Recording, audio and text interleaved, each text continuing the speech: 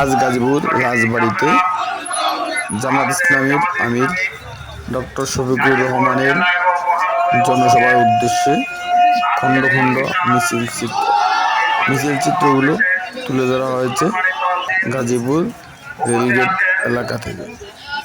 গাজীপুর জেলার সম্মানিত আমির কেন্দ্রীয় মন্ত্রিসভার সদস্য জনাব ডক্টর জাহাঙ্গীর আলম উপস্থিত আছেন।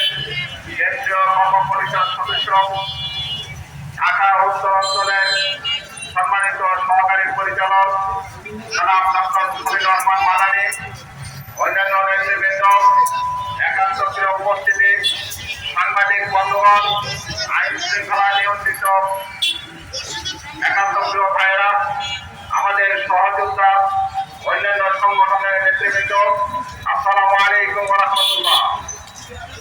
মহান রব্বুল আলামিনের শুকরিয়া আদায় করছি যে আল্লাহ রব্বুল আলামিন জালিমের জুলুম থেকে গত 5ই আগস্টে আমাদের উদ্ধার করার মাধ্যমে একটি নতুন বাংলাদেশ নির্মাণের জন্য আমরা আগামী 12 তারিখ নির্বাচনের জন্য প্রস্তুতি গ্রহণ করছি। পেশ করছি মানবতার মুক্তি বিচারী মুহাম্মদ রাসূলুল্লাহ সাল্লাল্লাহু আলাইহি ওয়াসাল্লামের সাথে সাথে এই কাফেলা এই আন্দোলন